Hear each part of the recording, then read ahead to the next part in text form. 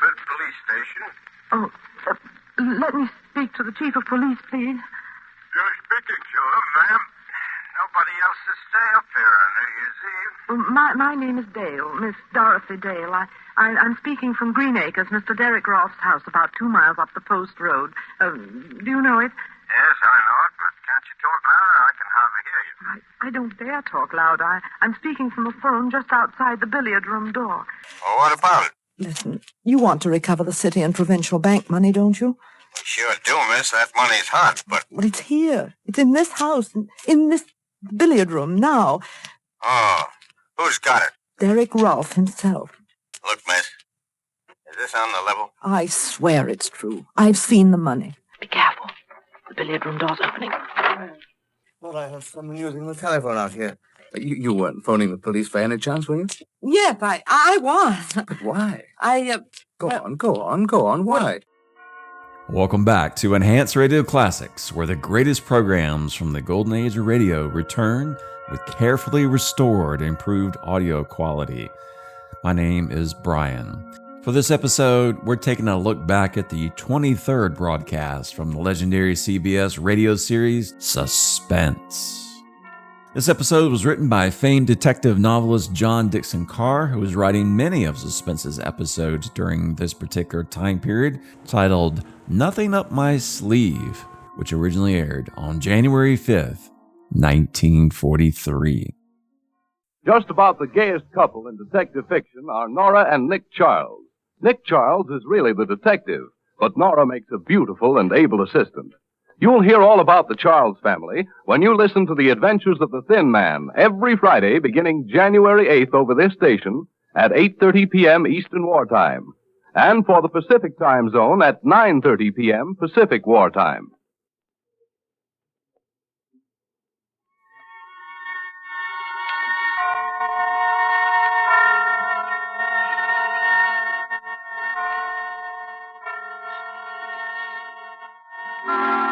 Suspense.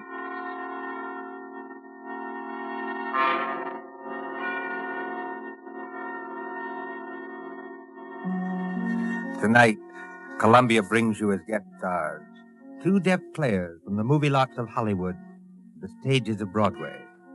Miss Alessa Landy and Mr. George Coulouris. They are here to spend with us a half hour of suspense. Suspense is compounded of mystery and suspicion and dangerous adventure. In this series of stories calculated to intrigue you, to stir your nerves, to offer you a precarious situation and then withhold the solution until a last possible moment. Tonight, for instance, Miss Landy plays for us an agreeable young lady who is on the trail of some hot money. And Mr. Coulouris plays for us a disagreeable young man who may or may not know more about the money than he says. We trust that with this tale we shall keep you in suspense. For Suspense tonight, CBS presents Alessa Landy and George Coulouris in Nothing Up My Sleeve by John Dixon Carr.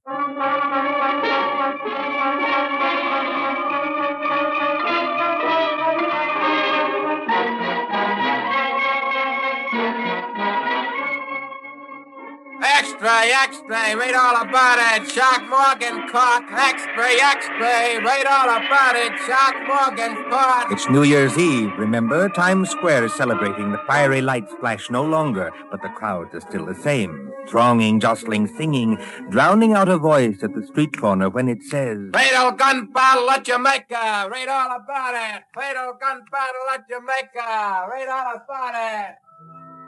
But would that cry perhaps reach as far as a large and sedate country house some 20 miles from New York?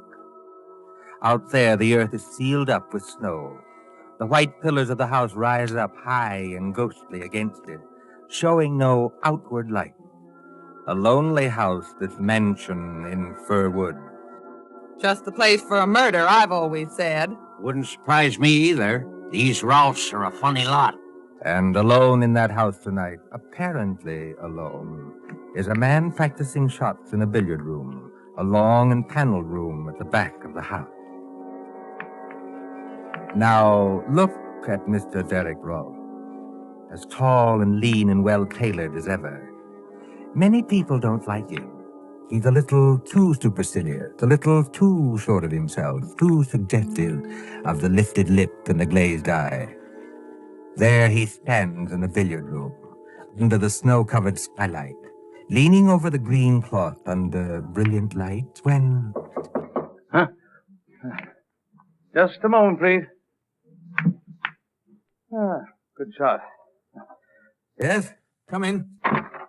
Excuse me, Mr. Rolfe. Oh, not at all. Hey, wait, aren't you... I'm Dorothy Dale, your aunt's social secretary. Surely you remember that. Oh, of course, of course. Forgive me for forgetting your name. You surprised me, Dorothy. Yes, I thought I surprised you a little. No, I mean you surprised me by being in the house at all. Why? Why? Well, this is New Year's Eve. Shouldn't you be out getting drunk and blowing cardboard horns and doing the other fantastic things that people do? I haven't much heart for that tonight. Please, don't become emotional, Dorothy. I detest emotion.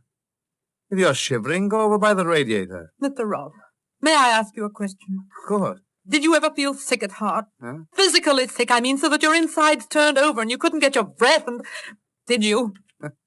No, I can't say I did. May I move you aside for just a moment? Thank you. Not bad. Can't you guess why I came here to see you tonight? No. Because I'm in terrible trouble, Mr. Rolfe. Desperate trouble. And I think you can help me. I can help you? How?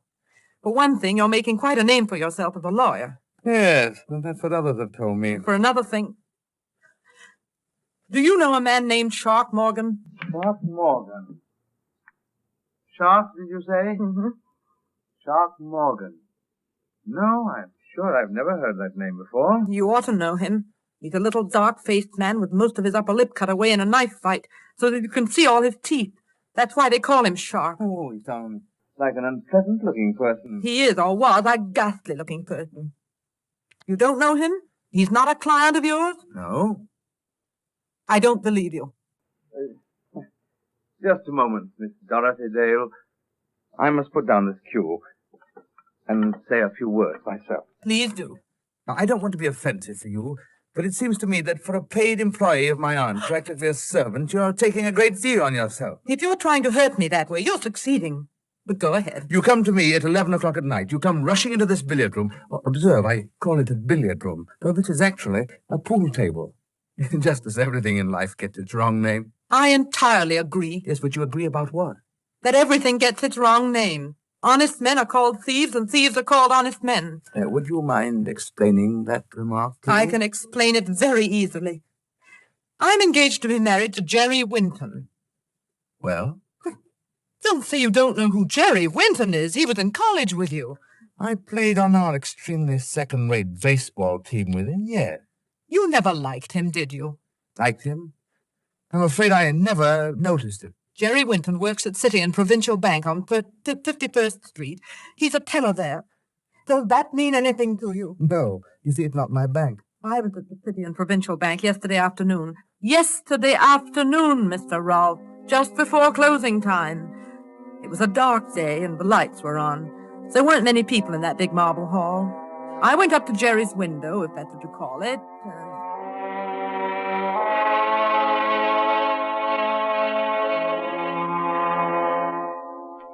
Can you cash a check for $1 million? Hello, Dolly. Hello, Jerry. You glad to see me? I am not pleased to see you here, Dolly. Huh? I'm never pleased to see you here. And why not? Because I can't make love to you. Can you imagine anybody making love in a bank? Oh, we might sneak into the president's office. As a matter of fact, I've dreamed of holding a party in there.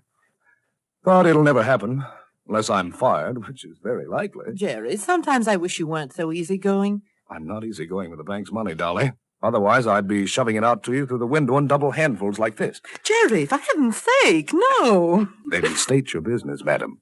The convict in the next cage is watching us already. I want to cash a check. Here it is. $20. That is, if my account can stand it. Yes, I think we can manage that.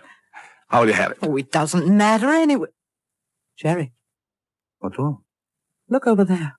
Where? Over there by that marble table with the pens and ink on it. The little man with no upper lip to his mouth and all his teeth showing. Ugly-looking devil, I admit. He's carrying something like a violin case. Hold on. I've seen that fellow someplace before. Of course you have. Don't you remember where? It was out at Mr. Rolfe's house in the country when you came to visit me last Sunday. The man with the teeth and 5 other men were coming out on the porch as we were going in. Wait a minute, Dolly. That's not all. What is it? There's some very funny-looking customers in this bank right now. Where? At Mr. Wallace's window. At Mr. Robinson's window. And up by the guard at the front door. They don't seem to make any sound. As though they all wore rubber-soled shoes. Jerry, something's going to happen. I know it is. Unless I can get off this stool and more... That was just to call your attention, folks. Just to call your attention. Now, just stand where you are, all of you. And nobody will get hurt. Darling, I'm scared. Well, what shall I do? Probably do. Just stand still. Don't dare turn around. The man with in this place. Yes, he's got the machine gun. We don't want any funny business about alarm bells, see? One of the boys has already gone behind to take up the collection. Now just stay where you are. That's all you gotta do. You can't get away with this. Oh, look, boys, here's a guy at the front with a nice mahogany desk and a plate with his name on it who says we can't get away with it. Let's show him. Don't do it, Sean. That wasn't in our orders. So we can't get away with it. Oh, he's crazy. I hear somebody else talking. Jerry! Thought I heard somebody over there. Oh, it's you, kid. Move to one side of the window, Dolly. Move to one side of the window. Don't worry, kid. I ain't gonna hurt you. No? Not a bit of it. Thanks for helping us. You'll get your cut later. What do you mean, my cut? That's what I said. You'll get your share when we divvy up. But I don't know anything about this Don't robbery. worry, kid. We'll take care of you. I tell you, I don't know anything about this robbery. Jerry!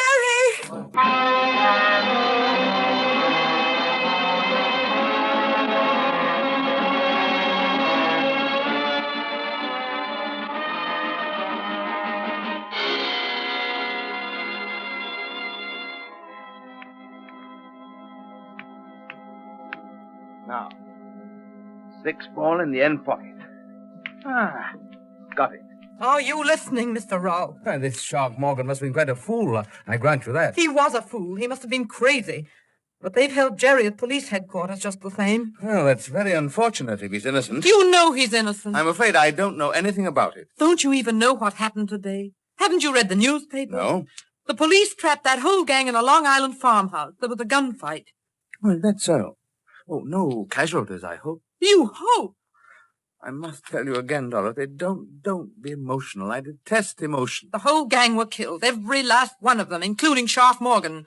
So there's nobody to talk, nobody to tell. But, as you were saying? They didn't find the money. What money? The stolen money. $88,000 taken from that bank, and yet the police can't find a cent of it. Shall I tell you why, Mr. Rolfe?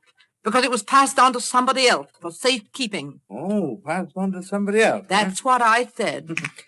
Well, perhaps your friend Jerry Winton could tell us where it is. That's what the police think. Oh, can you imagine what he's going through tonight? Oh, it's not a pleasant way to spend New Year's Eve, I admit. Excuse me. But, after all, the late Shark Morgan did accuse Winton. Now, if he isn't guilty, why should Morgan accuse him? Meanness. I don't think I understand. Meanness. The sort of meanness that some people call a sense of humor. Morgan saw Jerry in this house. Oh, be careful, young lady. That's an actionable statement. I've already made it to the police, thanks. Oh, and did they believe you? No. They're a very intelligent crowd down at Centre Street. And after all, your story isn't very credible. Why not? But Shark Morgan sees your friend Winton, sees him for perhaps 10 seconds coming out of this house, and then accuses him of complicity in a bank robbery. Now, is that very likely? Yes, very likely. If somebody put him up to it. Again, I don't understand. Somebody deliberately told Morgan to accuse Jerry and get him into as much trouble as possible. Tell me, Mr. Rolfe, why do you dislike Jerry so much? Now that you mention that fellow, I can recall who he is. Thanks for condescending to. Yes, indeed. Why, he was the man in our class voted most likely to succeed. Now, let's see. Where did you say he is tonight? He's just where you put him. You're trying my patience to the very limit, young woman. And out in a Long Island farmhouse, there are 5 bodies full of bullet holes. 5 men who'll never speak again. And somewhere else, maybe not very far from here, is the man who engineered the whole robbery. planned it and staged it and got his accomplices killed. My goodness, he must have supernatural powers. No Dorothy. witnesses, nobody to testify. Oh, if I could only find the money. $88,000, I think you said. If I could only find the money and prove who had done it and prove Jerry innocent and just for 1 second get past that devilish smug mask of yours that's driving me. Anything wrong, Dorothy? No. No, nothing at all. You've been following me round and round this table. Have you been looking at something? Only admiring your billiard room, that's all. Oh, you haven't been looking at the suitcase, for instance? Oh, well, the suitcase. Look, over on the bench under the cue rack. The suitcase that contains legal papers. I hadn't even noticed it. Mr. Rolfe? Yes, Dorothy? I'm afraid I've taken up a lot of your time and not done myself any good and made something of a spectacle of myself. Frankly, young woman, you have. Well, if you won't help me, you won't. That. If you don't mind, I'd like to go now. I suppose, my dear, I didn't choose to let you go. But why? Why shouldn't you? What harm can I do? Now, who was it? Was it Meredith who remarked that the last thing to be civilized by man will be woman? I think it was, yes. And a slanderous woman can do a great deal of harm. Well, I haven't done you any harm so far. We're all alone in this house. There's not even a servant here. Now, if I chose to get between you and the door like this... Keep away from me. Oh, I'm not coming near you, Dorothy. I'm merely standing between you and the door. Now, I suppose you realize that I could turn very nasty if I liked. What are you going to do? Do? Well, I'm going to open the door for you like this. I'm going to say, God bless you, my child, as befits a New Year's greeting. I'm going to show you out and wish you good night. You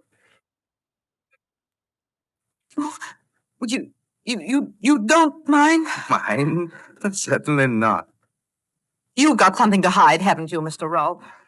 No. Nothing, young woman, that I can't hide. Good night.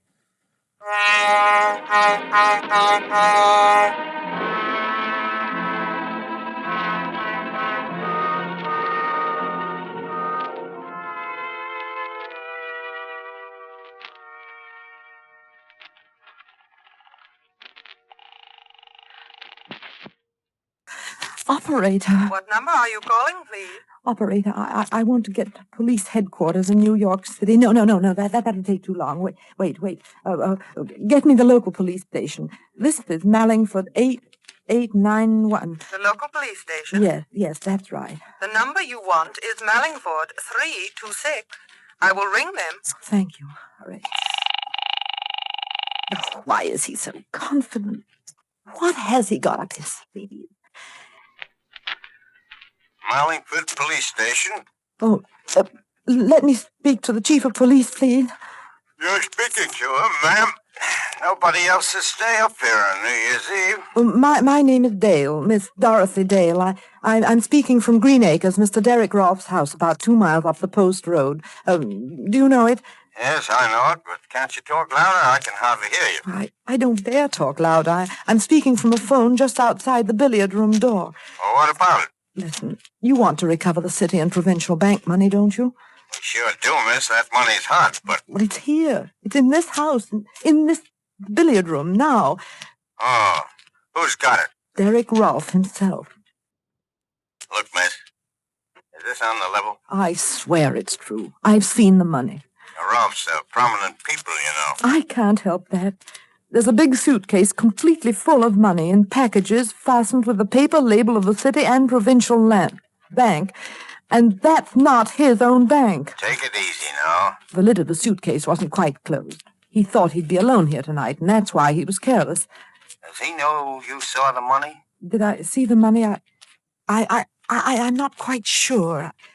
You're not sure? No, I could almost have sworn he knew I saw the money, but he didn't seem to care. Be careful. The billiard room door's opening. Thought I heard someone using the telephone out here. Excuse me, Mr. Rolfe. I only... What's this about the door? Oh, these doors are rather thick, Dorothy, but I was under the impression that I heard somebody say police. Yes. Well, Yes, you did. You weren't phoning the police by any chance, were you? Yes, I was. But why? Go on. Why? As a matter of fact, I was trying to get in touch with Jerry. That's it. He's at police headquarters in New York, and I was trying to get in touch with him to see if they'd let me talk to him on New Year's Eve. I thought it would cheer him up. Look, miss, this is the Mellingford chief of police. Are you still there? What's that? What? Mellingford? Well, it's a New York call relayed through the local station. You don't mind? Not at all. Please go right ahead. Oh, by the way. What? I don't think you will find that money, young woman. Good night. Listen, miss, are you still on the end of the wire, aren't you? Yes, but I couldn't talk to you. He was here. Who was there? Derek Rolfe. He said I'd never find the money. You mean he admits he's got it? Well, no. He just smiles and smiles. He's got some trick up his sleeve. I know it. Oh, it'll have to be a good one. Please never mind that. Can you come over now? Oh, all right, miss. I'll take a chance. Who else is in the house with you? Nobody. I'm all alone with him. What are you going to do if he tries to light out with the money? I don't see what I can do. That's all the more reason for you to get here quickly. I swear you'll find the money in that billiard room. Only hurry.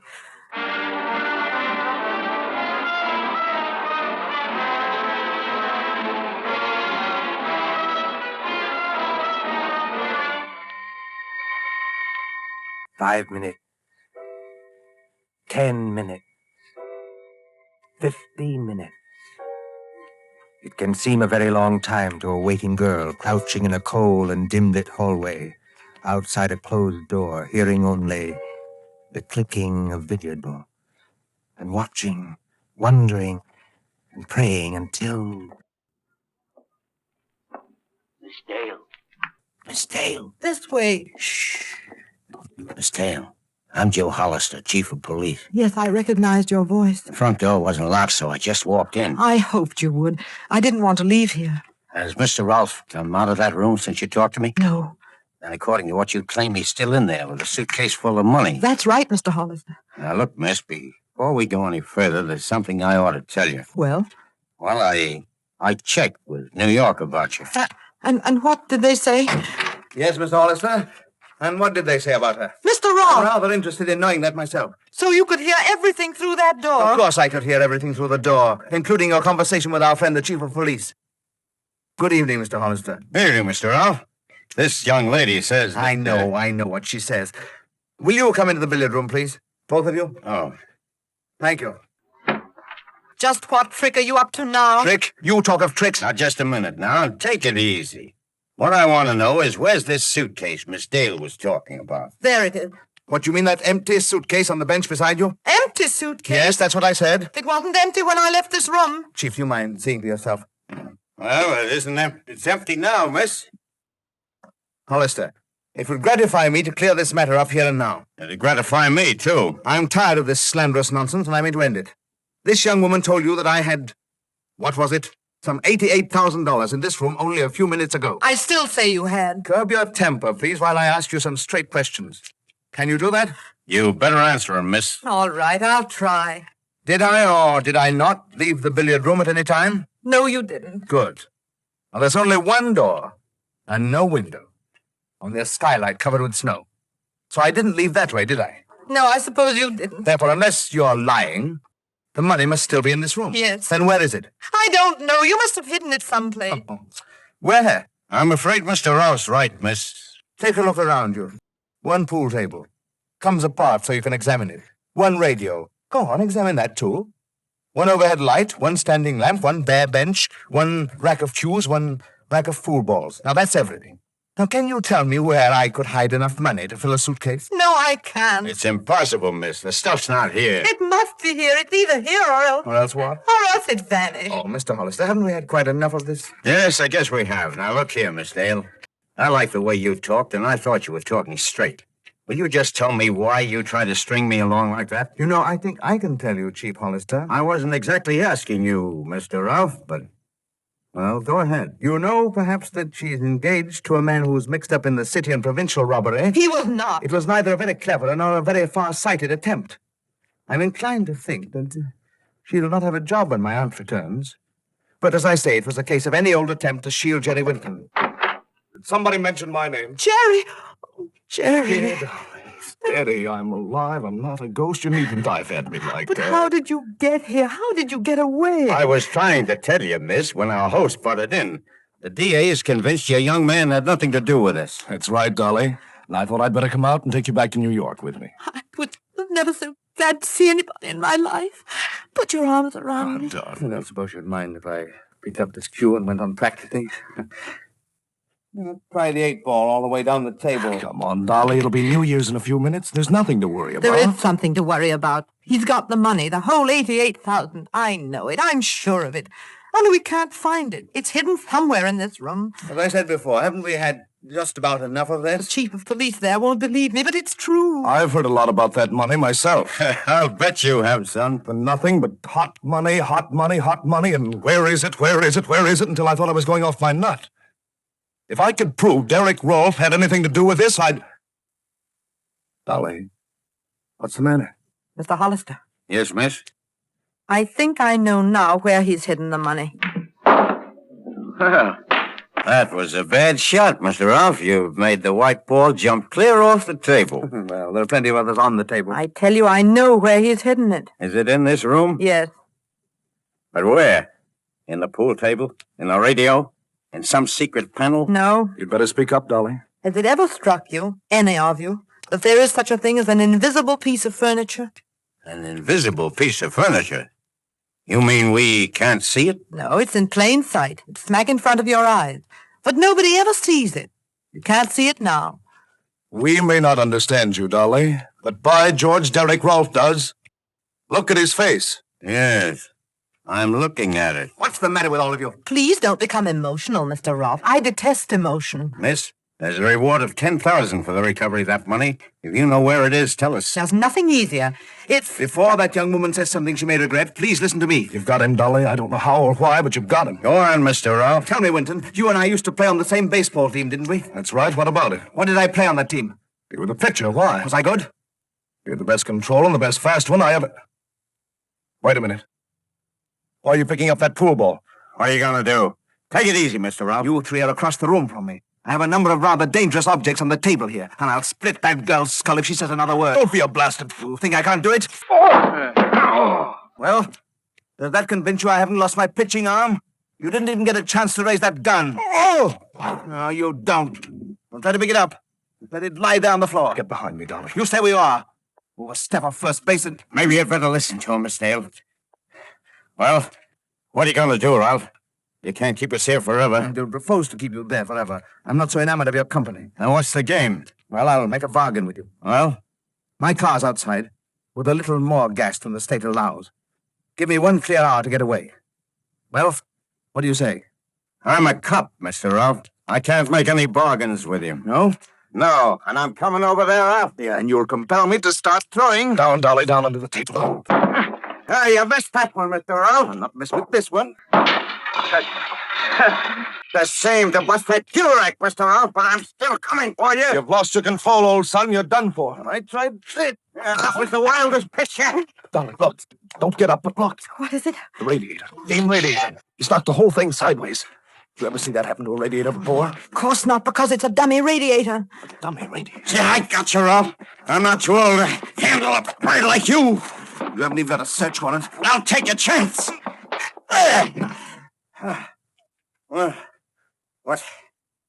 What was that about? A dummy radiator? Yes. Look here. It's got a little oil burner inside to make it give out heat. Yeah? And there are hinges at the back to form a lot of compartments where you can hide as much money as you like. I saw the hinges when he told me to go over to the radiator, but I didn't guess what they meant. It's really a safe that never attracts attention because nobody ever notices it. And the stuff's here, all right. There, Mr. Hollister. That's what I saw in the suitcase. I told you there was a $10,000 reward for that, miss. Oh, did you hear that? Turn on the radio, Jerry. Go on, turn it on. Welcome in the new year. Didn't you tell me, all of you, that the money was hot?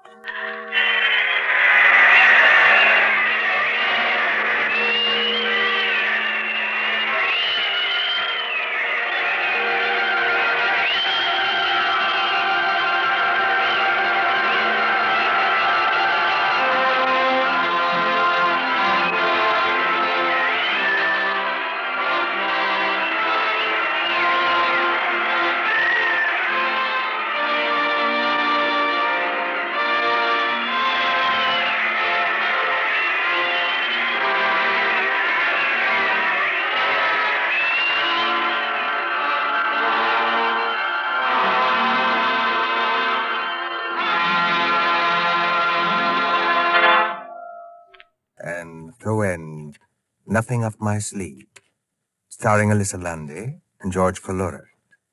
Tonight's story of Suspense. Columbia presents these tales of mystery and intrigue and dangerous adventure for your relaxation and enjoyment. Next Tuesday, there'll be another in this series. Same hour, 9:30 Eastern Wartime.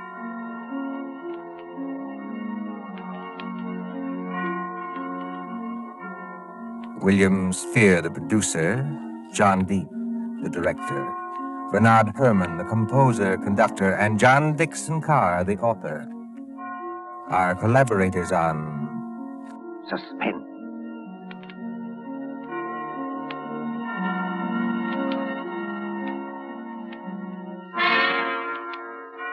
This is the Columbia Broadcasting System.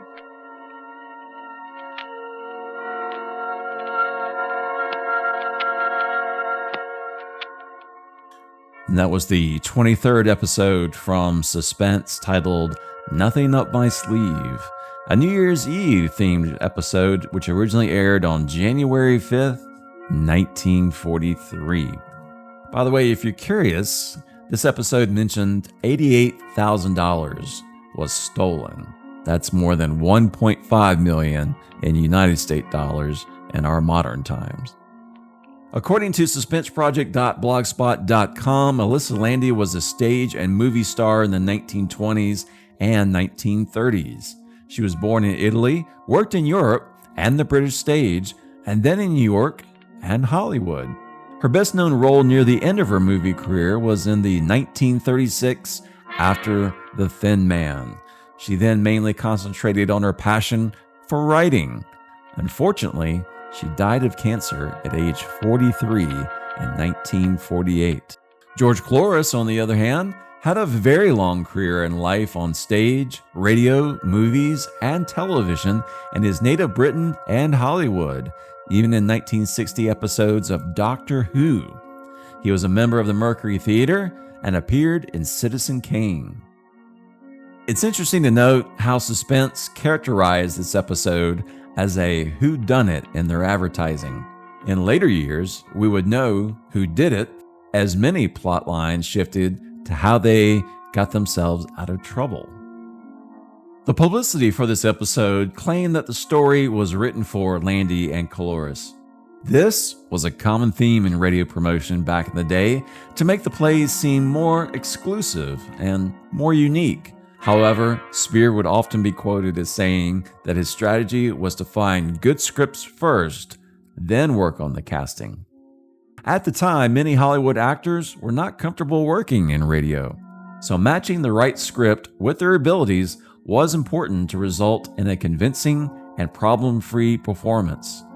As Suspense developed, good scripts and music that matched the flow and emotions of the story would often overcome issues with lesser skilled radio performers. If you'd like to hear more old-time radio shows and pristine audio quality and support my work, I invite you to check out my Patreon page where we have Suspense and a whole lot of other radio shows for you to enjoy. A big thank you to those members who are supporting my work so I can keep making these shows possible for you. I appreciate any support you can give, and as always, thank you for listening.